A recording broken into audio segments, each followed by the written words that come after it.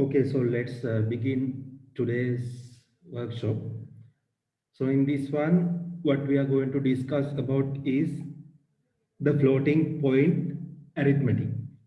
So last week we discussed about the stack, how the integers can be stored one after another in stack and how they can be retrieved back into a register or a memory location and then do the required calculation. So that thing we discussed last week. So today we will not do calculations in integers, that means whole numbers, but what we know as floating point arithmetic. So what basically a floating point number is nothing but a decimal number. For example, 10.5. So it is a decimal number. So it is known as a floating point number. So why it is known as a floating point number is based on the fact that how it is represented to be stored in computer memory. So in your LMS, from your reference book for this course, I have extracted one chapter for floating point operations.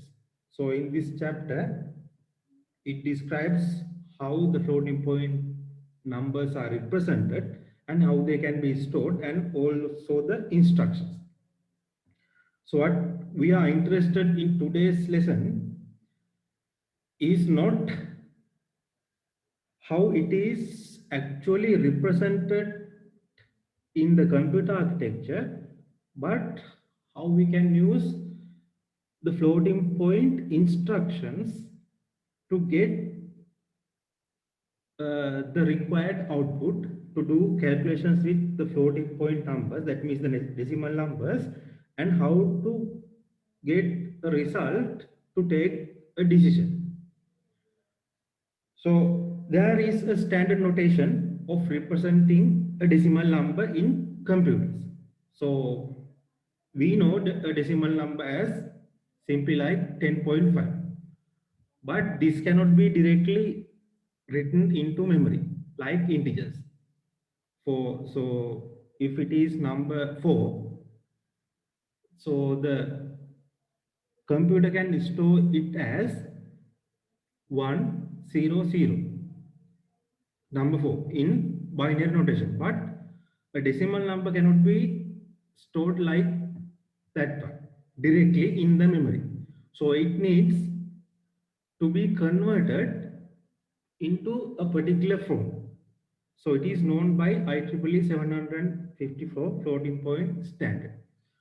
So in that one, it has three components known as the exponent, the mantissa, and the sign. So this is magnitude, and this magnitude should be multiplied by the sign. So there is 1 bit allocated for the sign and a set of bits allocated for the thing known as mantissa and 2 to the power exponent this number. So this exponent and mantissa will be binary numbers. For example, if the floating point number is single precision. So what is meant by single precision means 32 bit. That means if the decimal number takes 32 bits. So for your information, a decimal number can be represented in three sizes. That is 32 bit, 64 bit, and 80 bit. 32, 64, and 80. The 32-bit version of decimal numbers or floating point arithmetic is known as single precision floating point number. 64-bit one, double precision, or simply known as a double. And the 80-bit, that means the highest accurate floating point number, is known as long double. Long double. So there are three versions: 32-bit single, 64-bit double, 80-bit long double. So based on the size chosen, if it is 32-bit, the size of the mantissa will be 23 and exponent will be 8 bits, 8 bits, and the sign bit is always 1 bit. Sign bit is always 1 bit. So if it is 0, it is positive. So this magnitude is multiplied by -1 to the power sign bit. So if the sign bit is 0, -1 to the power 0 is 1. So that means it is positive. If the sign bit is set, that means 1, -1 to the power 1 is -1. So -1 into magnitude will give the correct decimal number. So this mantissa will be 23, then exponent 8, and the sign bit will be 1. So you don't need to remember the size of the mantissa and the exponent. So in assembly programming, we are not interested about this representation of the floating point arithmetic. So that's for your information only. I'm mentioning that this is how it is actually stored in the memory of the computer system. That means in the computer architecture. So there is a set of bits allocated for the mantissa part, a set of bits for the exponent part, and 1 bit for the sign. Based on 32-bit, 64-bit to 80-bit, the sizes of these ones vary. So that's how the decimal numbers are stored. So where are these decimal numbers or floating point numbers are actually stored? So for that one, there is something known as floating point registers. So floating point registers. So I recommend you to go thoroughly through this document in order to get the correct understanding about floating point arithmetic. I'm giving you a brief overview, and then we'll go into the exercise, right, to know about the how the instructions could be implemented for the floating point arithmetic.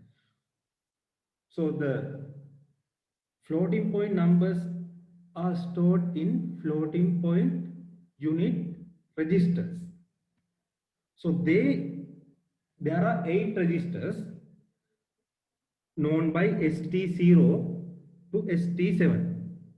ST0, ST1, ST2, ST3.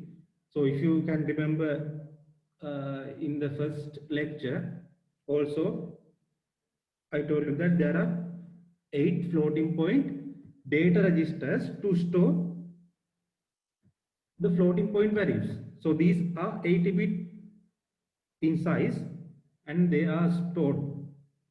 So the floating point numbers are stored. You can store up to 8 floating point numbers, and how they are stored is like in the case of stack that we learned last time. And for example, if you store a number, it will be stored in first ST0, then the second number. That means always the register, the top of the register will be pointing by this ST0. So if you insert another floating point number to this floating point registers, then the first number will go to ST1, the second number will be stored in ST0. That means if you push, then the top of the stack, I mean the floating point stack. So this ST stands for ST, stack. So, but not the usual stack. This is floating point. ST0 always shows the top of the stack. And if you push floating point numbers again and again up to 7, always the last element that you pushed into the stack will be pointed by ST0. So those are the 8 data registers, and there are some control registers and status registers to know the status of these registers. What are the values when floating point arithmetic is operated on these registers, what will happen? So that will be determined by the status registers. So there are 8 data registers, and there is a so this is how the data registers are stored. So if it is 8-bit, so the mantissa will be 63 bits long, then 1 bit, as I told you, for the sign, and the rest of the bits will be stored for the exponent. So you can see that the precise decimal number cannot be represented actually. So this is 2 to the power this number. So we can get an approximate decimal value in computer architecture. So for example, if the value that we want to store is the value pi 3.14 likewise, so it has a lot of decimal places. So this, based on the size of the decimal number, we can come close to some accuracy. So when the exponent size and the mantissa size is high, you can achieve a large accuracy than the 32-bit single precision version. So this is how the data will be stored, and to get the status, to know to where to go after operation occurs, we can control, and we have status registers. So this is 80 bits data floating point unit data registers, that means ST0 to ST7 are 80 bits, and this is status control. And not only that, tag registers, these are 1 word size. So last week I told you what is 1 word. 1 word is 16 bit, that means 2 bytes. So these are 1 word size. So we'll see how these registers will be useful in our example. So that is the background necessary for the assembly workshop which is conducted today. Okay, so we'll go for the workshop example question. So we are asked to create a simple program to either add, subtract, multiply or divide two given floating point numbers. So we have been given two floating point numbers, and we, based on the operation that the user selects, if the user selects okay add, then we'll add the two numbers. If the user selects subtraction, then it must do the subtraction. And the other thing to remember is displaying a floating point number in the console. Displaying a floating point number in a console is a very difficult task. So why? Because if it is an integer number or a digit 0 to 9, there is an ASCII value associated with it. But unfortunately, so if it is 1.75, so there is no ASCII value associated with it to be represented in console. So if you want to represent or show a floating point number on console, there is a way, but that process is very complex. It is difficult to do in assembly. If you want to do in assembly, you have to incorporate a C library, that means a high level library, and we have to compile it. So that does not make any sense since we are dealing with assembly. No need to. There's no point of including a high-level library to show it into the screen or the console. So showing a floating point number on the screen is difficult. So what we will do is, so what the actually the computer does is it does floating point arithmetic, and based on the result it should take a decision. So what we are doing in this workshop is we add or subtract or multiply or divide two given numbers and check the result, or I mean the compare the result with with another floating point number and check whether the calculated result is greater than or less than this given number 10.5.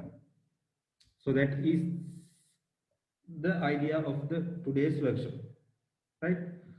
So let's begin this workshop.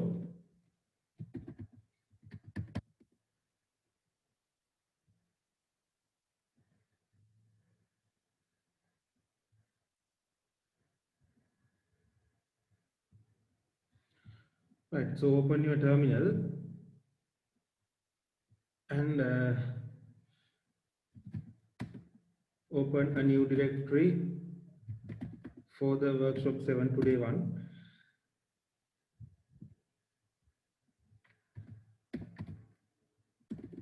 and open it using the gedit.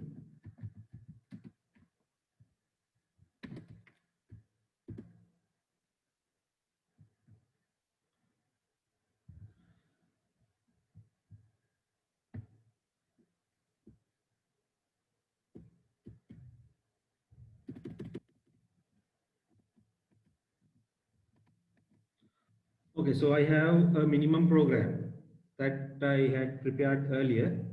So you have done many examples, so you can just copy and paste into a directory and get this minimum program back. So we'll start from this point and try to uh, do what is required. So you can so we need to add two floating point numbers, add or multiply or divide or subtract. So that should be selected by the user. So first we will create that one. So we need to uh, store the floating point values. So floating point values. So in the data section we can. So we have been given two floating point numbers in this one. So we'll define those two floating point numbers here. I'll say, so you can use any name you like. I'll say the floating point number I'll store in this variable known as data1, and I'll make this program as a double precision floating point number. That means 64 bits. 64 bits means 8 bytes. That means 4 words. That means code word.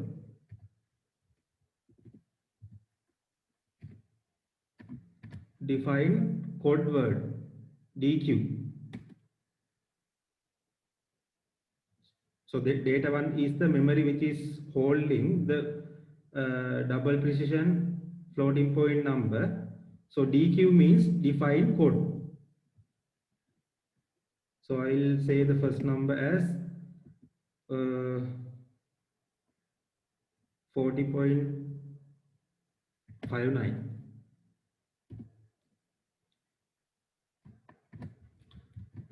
And I'll define the second decimal number as TQ means define code word as 35.19.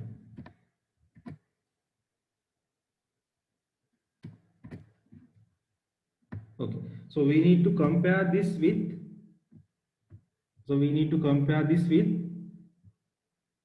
finally, the result with 10.5. We are given two floating point numbers. We should compare that with 10.5. So we need to store that one also in memory. So define again a memory location and initialize it to 10.5. Okay, so first we need to get display, and that means ask the user to select the operation. So for that one we should print a text. I'll say text input. I'm going to get a text. So this is just the label. So you must have remembered these things. So we are going to define bytes. That means the set of characters enter the operation. That means we ask the user to enter whether we want to add, subtract, multiply or divide. And there is no new line, only the null character. And we have to get the size of this one. I will say it as size input. Size input. This is this current location deducted by the text input.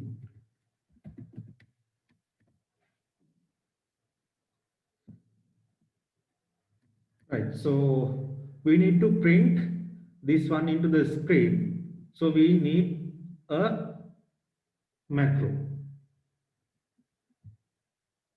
So we need a macro. So for that one we should create a macro.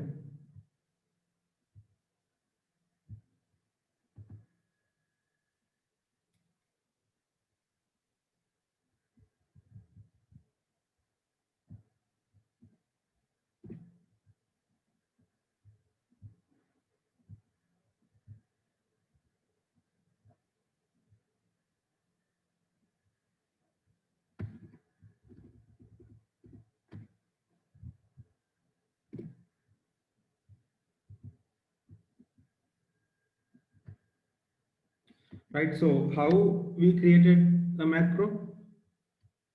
So that is we have to begin with this percent mark macro and end macro, then the name of the macro, and we have to specify what is the name of this file which is having this macro. So that one I have called it as the printtext.inc, and I have saved it in the same directory. So when I open it, so I must write a macro to print a given string. So these things we have already done previously.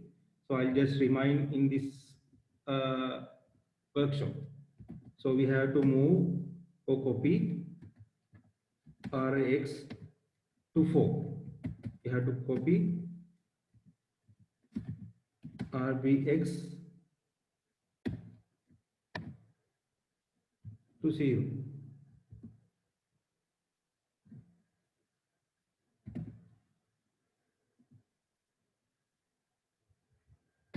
Copy RCX, the value of the first argument, %1. Then RTX, the second argument.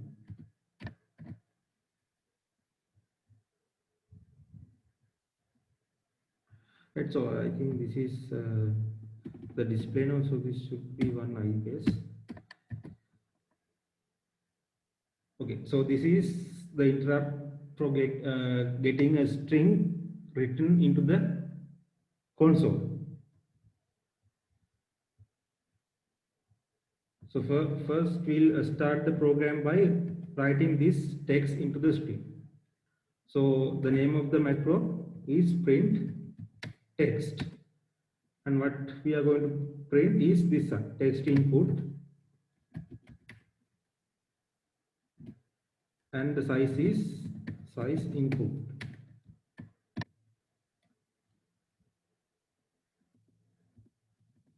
the moment we'll call exit to check whether this is working, we have to make okay. It was assembled successfully, right? So it asks us to enter the operation, then nothing, exit. So we still have not written that program yet. Okay, so now once it asks the user to enter the operation, then the user should enter what is the operation. So that operation or that character that user entered must be stored inside a variable. So that is not initialized, so that should be stored in BSS block starting with symbol section. So I'll say this one as operation. Operation reserve bytes 1. For this variable called operation, I reserve 1 byte. And I have to define another macro to read 1 byte from the user. I'll name it as getText. This macro I am going to write to read 1 byte from user. So we have to go to the directory and you can copy paste the same macro.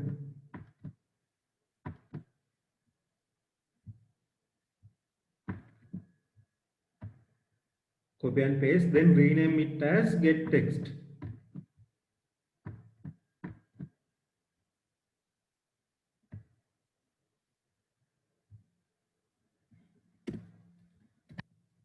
GetText.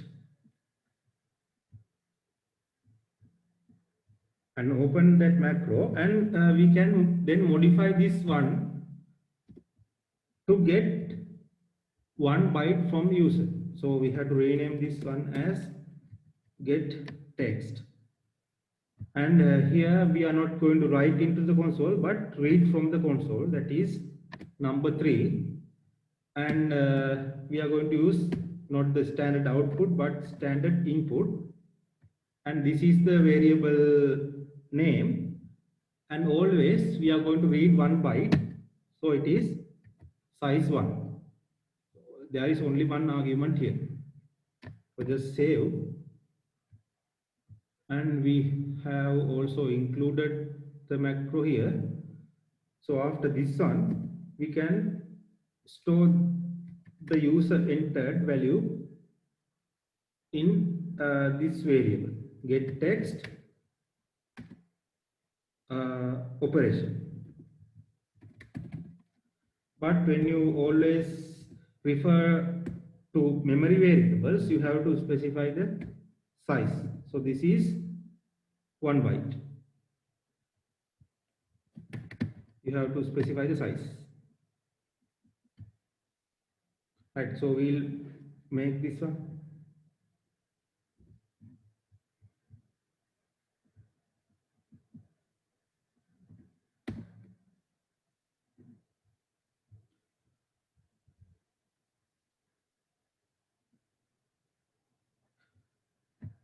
So we have to pass the here. We have to pass the here, as the RCX the memory address location. The memory address location. So we don't need to specify the size.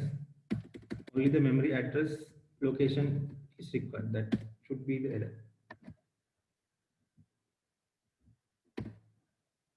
Right. So it was compiled. So for it asks the user to enter the operation, then we have to enter operation. So for example, if it is plus, I'll say plus. So likewise, if it is minus, we should enter minus. Then there must be a mechanism for the program to identify if it is plus, then we should add. If it is minus, then we should subtract. For that operation, we can compare the value in this memory address, so get text, what it will do is it will get 1 byte read from the user and store it this memory address location. That means for this program in operation, in this byte it will store. Then we have to compare that value with the character, actual character.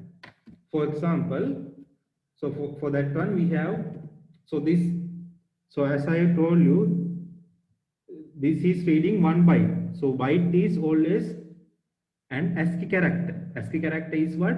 An integer. For integer comparison, we have CMP. So this CMP is for integer comparison.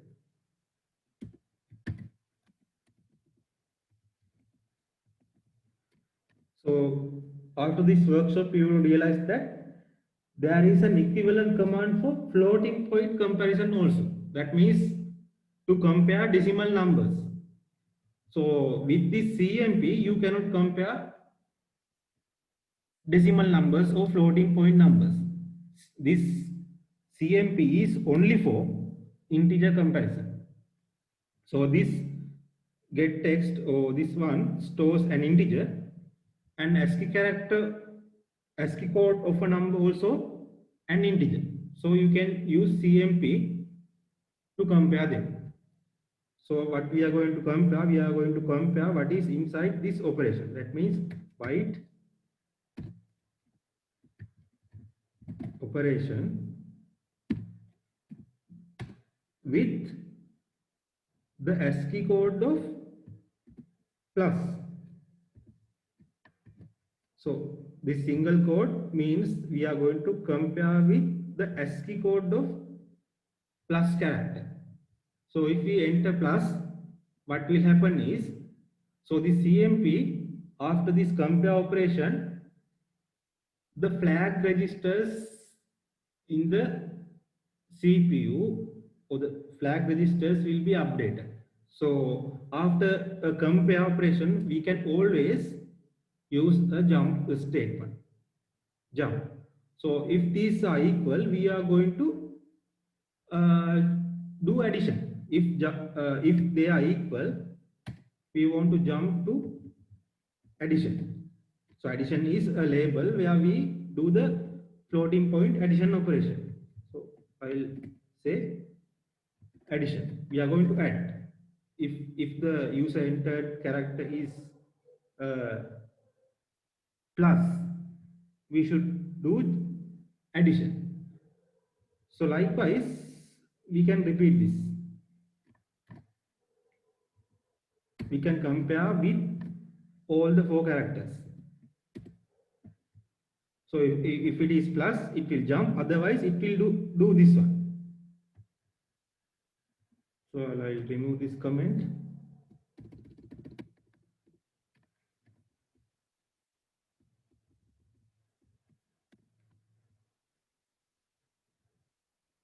Right. So I think you can hear and see, and the screen is visible. Right. Okay. Then with the -1, if it is the minus sign, we should subtract.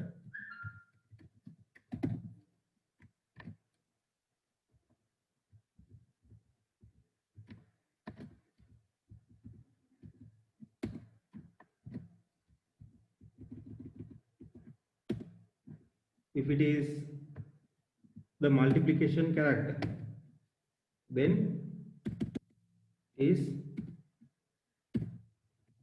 multiplication.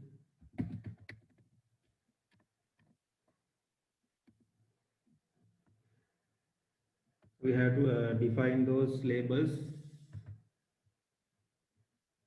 here. Subtraction,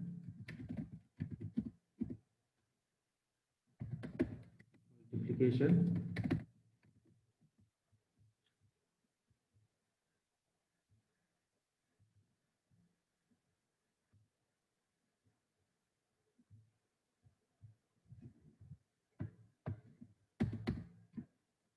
division.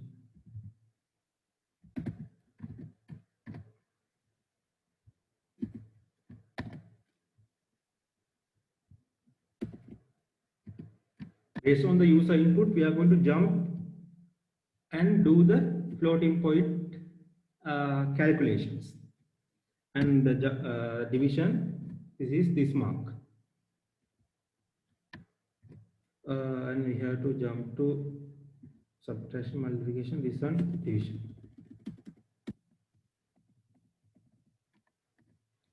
Okay, now we'll come to the floating point operations, right? So in floating point, so in integers, for pushing into this, that means to insert into the stack, we had push, and to get we had pop operation. So for push, equivalent in floating point is load. So this is the terminology. What so when we insert an integer into the stack, it is known as pushing. When we insert a floating point number or decimal into the floating point unit, FPU register, so that is ST0, ST1, ST2, ST3, just I introduced to you, ST0 to ST7, for any register, that means data, FPU data stack. If we insert that into that stack, it is called as loading.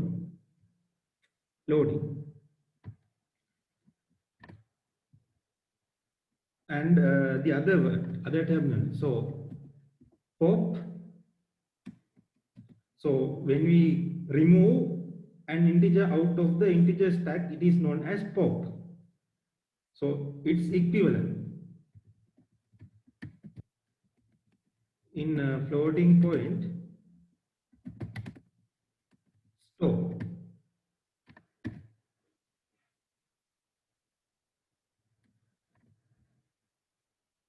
I mean, the similar operation is there.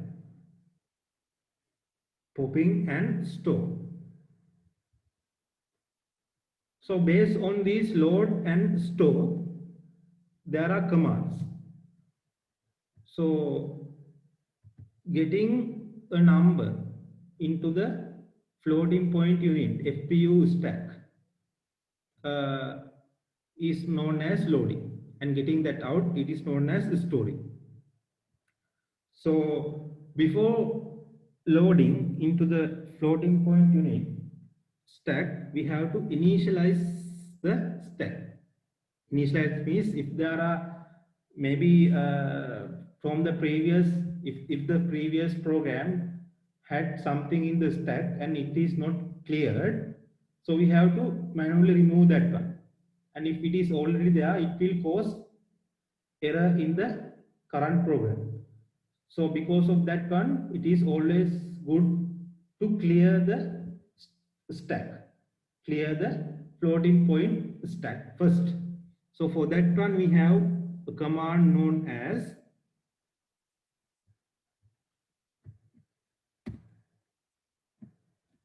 okay, we'll get that done before this, before getting the operation. F init. So what is this mean? Floating point initialization. What is meant by initialization means clears floating point unit, FPU floating point unit data registers. What are the FPU data registers? ST0 to ST7, ST0 to ST7. If there is any previously written data or stored data in the floating point unit data registers or FPU stack. In other words, this finit command will clear them, remove them. We don't know whether it is there or not, but it is better to clear them first before doing anything. Then we will load, or in other terms, in integer terms, push, or that means insert into the FPU stack this first number 40.49. So how that is done is by a load operation. So that command is FLD. F stands for floating point, LD stands for load, floating point loading.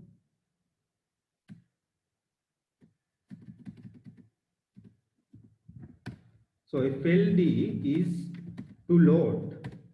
So you already know the meaning of load. That is inserting into the floating point data register. FLD is to load a floating point number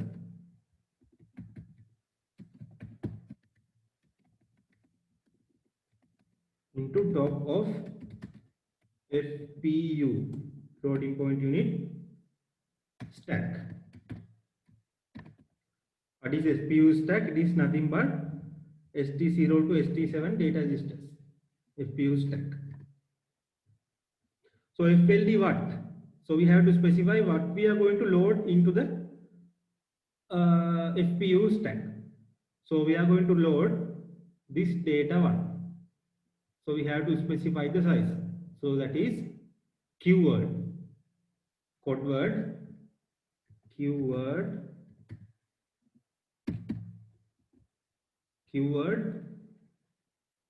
data one.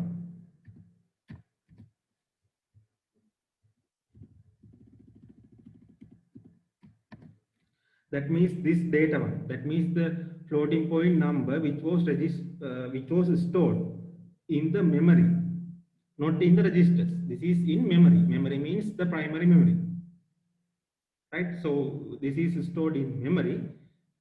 Then it is loaded or stored. So not stored, loaded into the FPU stack.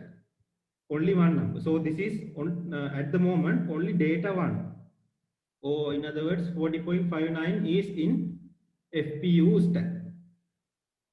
So we initialized and loaded that one into the stack.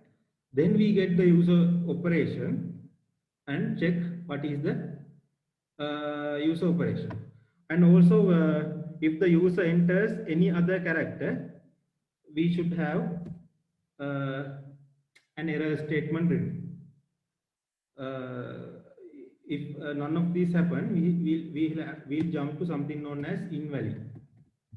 Just a label. Invalid.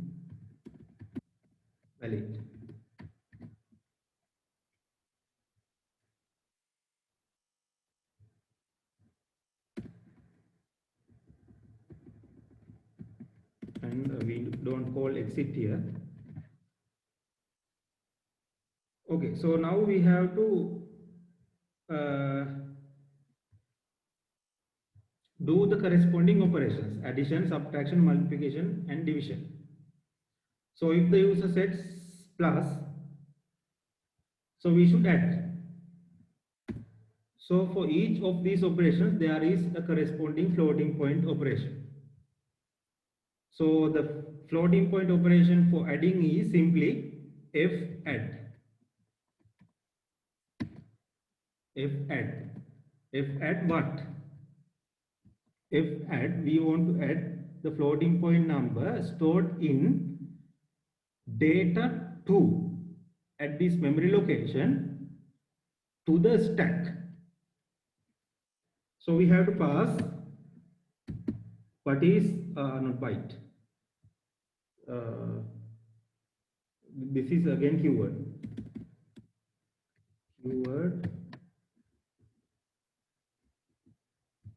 data 2. So what is going inside this operation is this.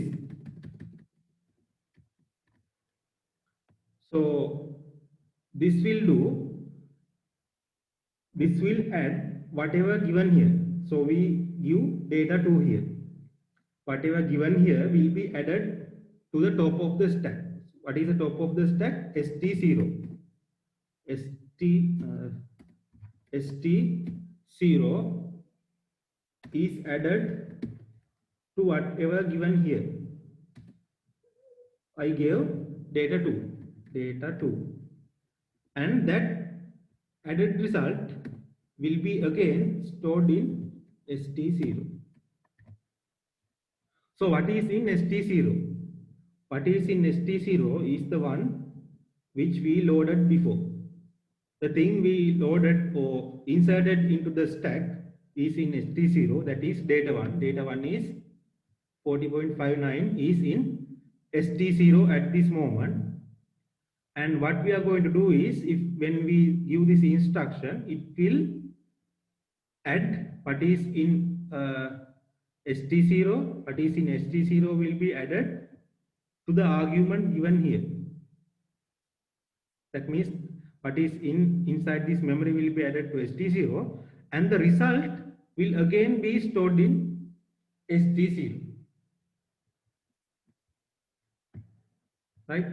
So after this operation, I'll jump into another label known as calculate. So this is just labels. You can use any label you want. I'm going to jump into something known as calculate. For each and every operation, I will do this one. You can see. So you can imagine the other floating point operations also, simply. So what will be the corresponding operation for subtracting? F sub. So it is only the operation is changed. ST0 is equal to ST0 minus this argument.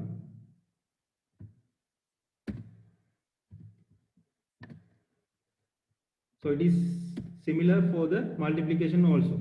So it will be, instead of add, MUL, three letter out of the operation, FMUL. Likewise, for the division also same. F div. So here will be ST0 will be ST0 into whatever the argument given here. So here it will be division. And this will be floating point, not the integer arithmetic. So the floating point arithmetic can be simply implemented using this fadd, fsub, fmul, fdiv commands. So what they do is, so I told you about that decimal number representation. There is an exponent, mantissa, and a sign.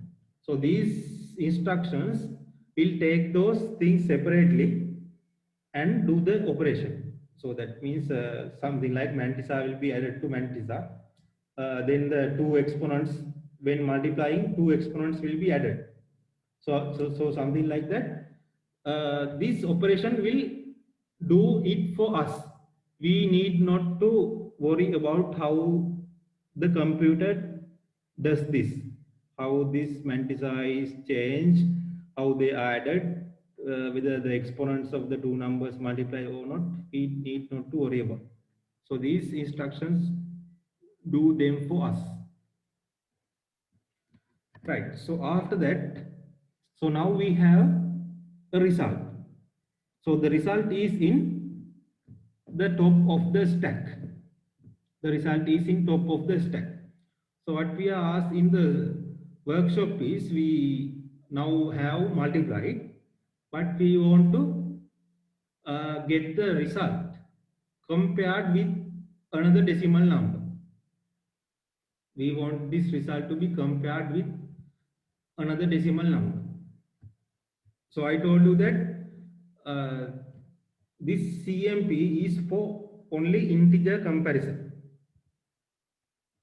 This CMP is only for integer comparison. You cannot do a floating point comparison using this one. So for that one you have to do, so for in all of these we go to calculate. So that means we come here. So in here we'll do the comparison. So the how to do the comparison?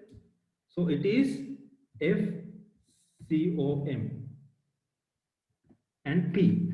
So what does this mean? F is definitely for floating point. COM is for comparison. P is for pop. That means, so there are two arguments. So what we are going to compare. So sorry, there is one argument. We are going to compare this one with the thing in here with the thing in top of the stack, ST0. So what we are going to compare is data 3, 10.5. So we are going to compare keyword data 3.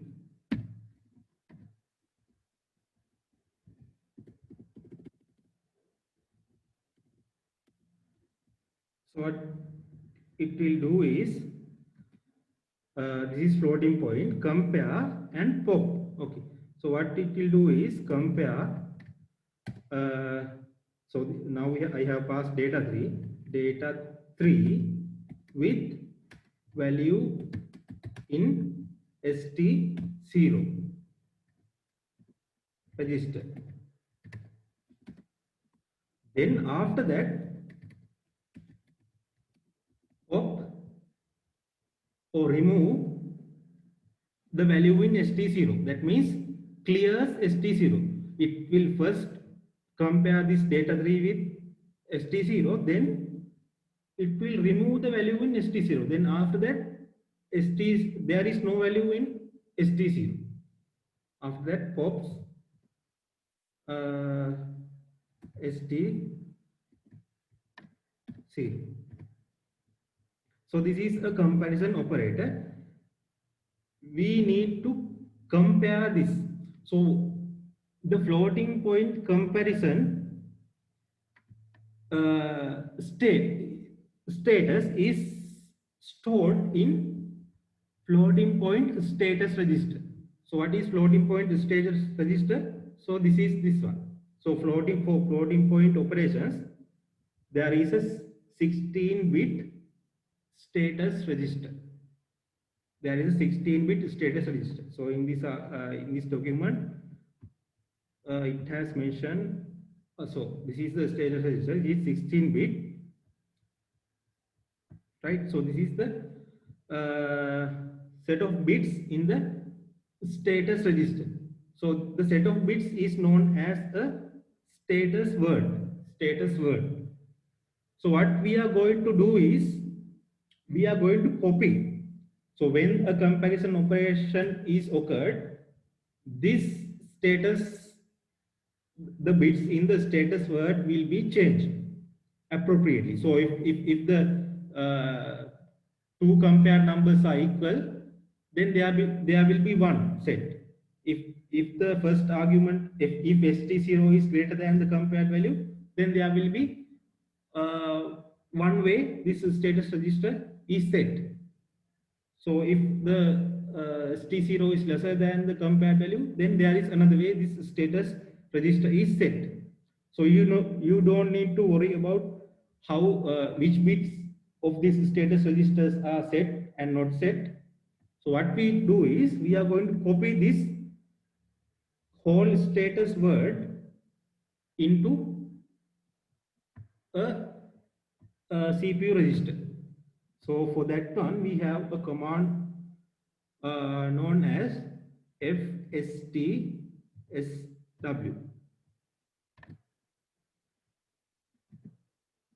So what is FSTSW? So what it does is, ST is for store, F is for sure floating point. So what does this do is, this ST is for storing, SW is for status word, SW, status word. So this stores status word. So this stores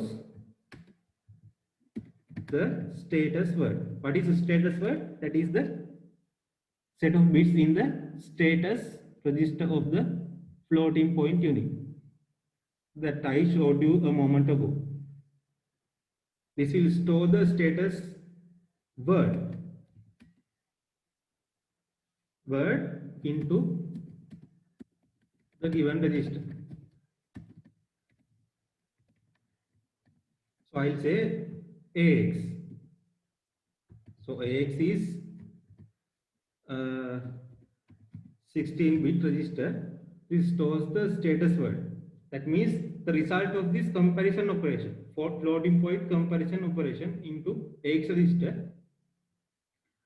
And there is another command known as SAHF. So these are the defined commands. You have to remember and know the definition somehow. So what does this does is, this will copy the value in AX register. So we copied the status word into AX register. What does this do is, this will copy the content of AX register into CPU flag registers. Copies contents of AX register into CPU flag register. So what is contained in CPU flag registers? So the CPU flag registers are the ones which are set after a integer comparison. So in case of an integer comparison, if these two compared numbers are equal, then the CPU flag registers will be set in some way.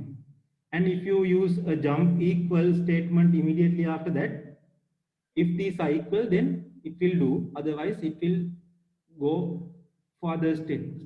So likewise, so after an integer comparison operation, those CPU flag registers are the bits how this jump statements is going to recognize whether the comparison is equal or greater than or less than, based on those CPU flag registers values. Based on those CPU flag register values, that is how this knows whether that was equal or not. So if it was equal, it will set in one way. If it was greater, another way. If it was lesser, in some other way. You need not to know the way or memorize the way. You only need to know that the CPU flag registers are altered after a comparison operation. So likewise, so after this floating point comparison, the status word was altered and it was copied into AX. Then using this command, we copy that to CPU flag register. So when we copy this status into CPU flag register, then it is similar to a normal comparison operation. That means changing of a CPU flag just after a comparison operation, because we have copied the status of the floating point comparison into CPU flag registers. So here we can compare. So we compare the result. So result is what is stored in T0 with 10.5 data 3, and if they are equal, so if they are equal, I'll go to a label known as equal. if that is greater, that means jump above, I'll say great. If this is less, jump less, I'll say less. So now we have to implement these things. So these are just labels. So I'll say equal, great, plus. So if they are equal, so if the comparison is equal, we say okay, that two numbers are equal, the result is equal, otherwise not. So we have to specify those equal, those text in the data section. So what I'll do is I'll just copy paste this one. I'll say text equal.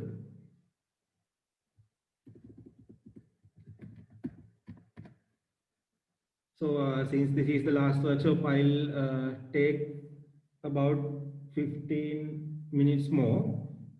So I hope you can bear the rest with me. So there is no content for another hour, so I'll finish the content within the next 15 minutes. Okay. So we have to rename this one, text equal. So the text that we are going to write is, if it is equal, equal. And I'll just add a new line character also.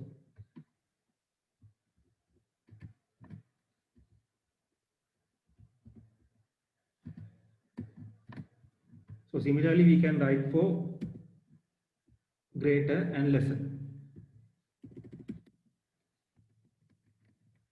Greater,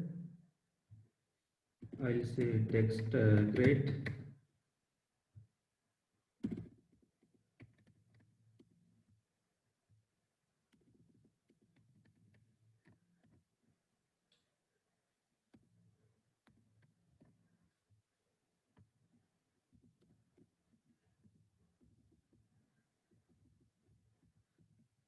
This one I say text lesser.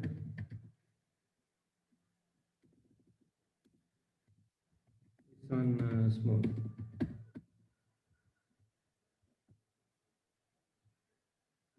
Size small. Text.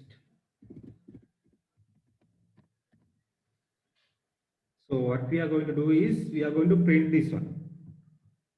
So how to print? Using this print text macro. So if the compared numbers are equal, we are going to print text text equal size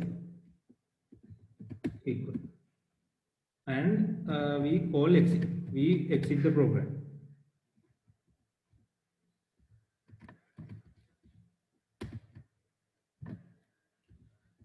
And similarly, for the great and small,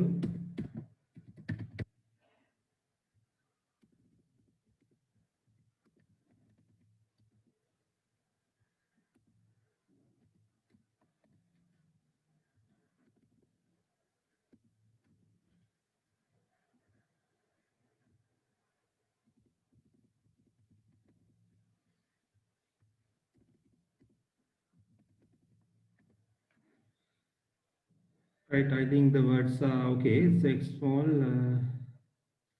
right? So I think the flow of the program is clear to you.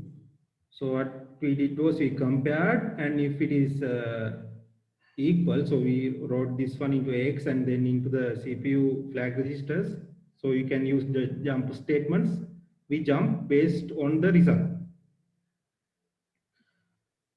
Okay, so before that, here we have to cope up with the invalid operation. So for the invalid one, we have to, so if the user enters any other character other than plus minus multiplication or division, then we should jump to invalid and print as invalid.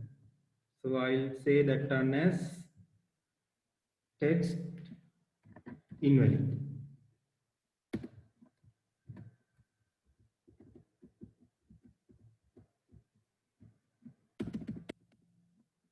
So we'll tell the user that you entered an invalid operation.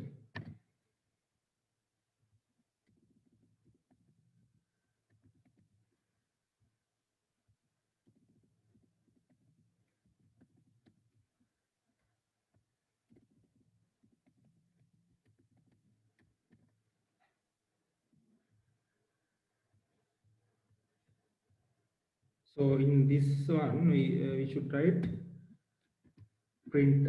We should call the print text macro, text invalid, size invalid. Then call exit. So this is the output of the expected program. So first we'll compile and see whether there are any compilation errors. I mean assembly errors. Yes. In 80 size equal.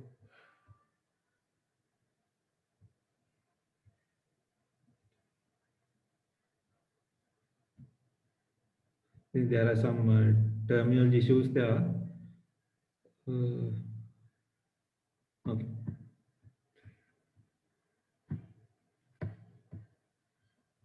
This should be size equal.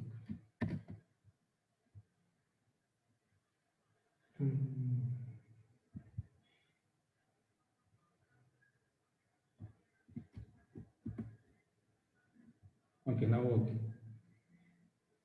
We'll see whether the program works. Okay, first we'll try an invalid character. So I'll enter G. So it told me that you entered an invalid operation. So we can't do anything. Okay, then rerun the program. So I'll enter the addition. So what is the expected output? So we add 40.59 is 35.19. The answer is around 76. So when we compare 76 with 10, that means 76 is stored in ST0. So this, when we compare ST0. Sorry, this should be other way around. Compare ST0 with data 3. Compare ST0 register with data 3. That means any argument given here. That means if ST0 is greater, then it will jump to great. So here ST0 is, so when you enter addition, this is around 76. 76 is in ST0. ST0 is compared with data 3, that is 10.5. That is 76 is way higher than 10.5. So we should get the output as, so if it is higher, so if the comparison operation is higher, we should jump above to great. Great means we should get the output as great. So I enter the plus operation. So I got the output as greater. So similarly for subtraction 40.59 minus 35.19 is around 5. When 5 is compared with 10.5, when 5 is compared with 10.5, 5 is lesser than 10.5. That means the 5, this result,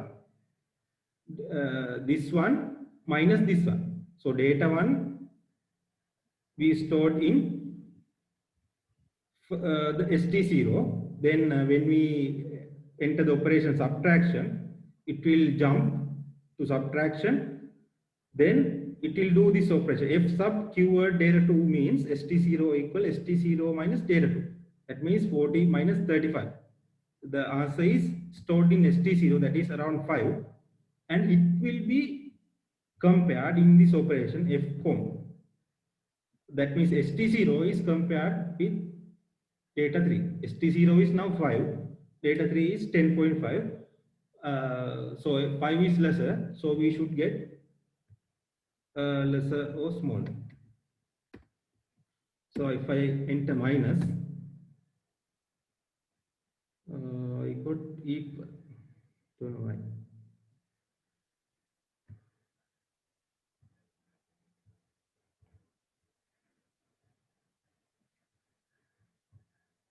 Jump.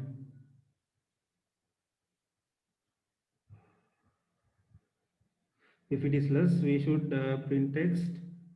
Small size is small. Okay, I must have not changed this one. Text is small. That's it.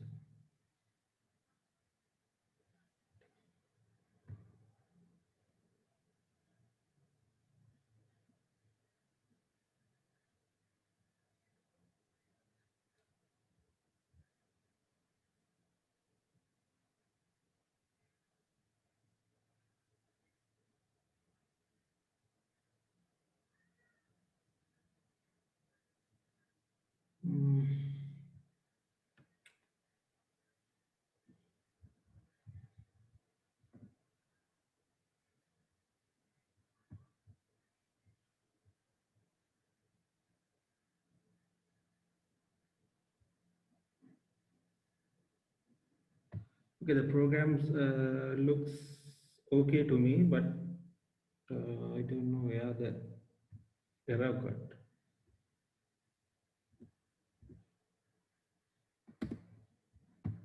Okay, I'll save and recompile this.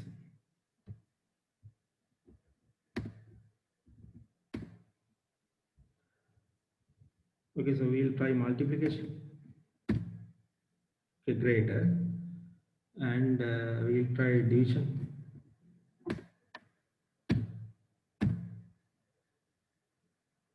So division should be smaller. For some reason, we get equal.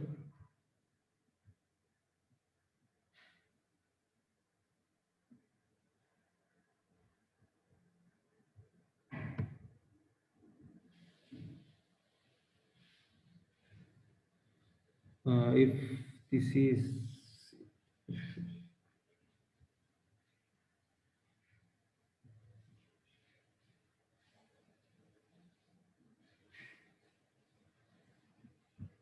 okay, so we'll I'll let you know how to debug this program next time. That there's no next time actually. Okay, so this is the logic of the program. So there must be some bug in the program that I cannot find at this moment. So we'll check by change these numbers.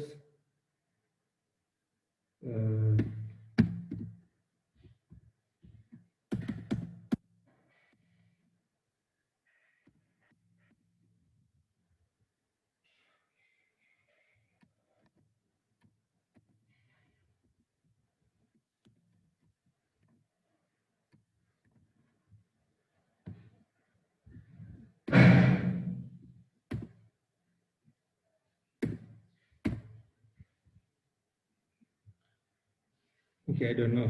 This is getting equal or less. So that is the basic idea of getting floating point operations. So I hope that you understood how to get the floating point into the stack and how it is written in the loaded into the stack. Then store. That means compare that one with another floating point number and take the decisions accordingly. So there is some mind logic in this program that I cannot find here. So this is how this one works. So that is the end of the assembly programming workshop for this module. And you will be having 2 quizzes from this assembly programming section. And I hope to conduct the first quiz soon. So get ready for the first quiz, and it will be from the first 3 workshops. The first quiz will be from the first 3 workshops, and the second quiz will be from the rest of the workshop. That means workshop 4, 5, 6, 7. Second quiz. Both quizzes will not be conducted at the same time. First, we will have the first quiz either next week or uh, the week after next week. The first quiz, which will be coming from the workshop 1, workshop 2, and workshop 3. Right? So that is the news that I have to tell you. So in other than the bug that we had in the program, do you have anything regarding the theoretical content or the explanation to be asked about this floating point arithmetic?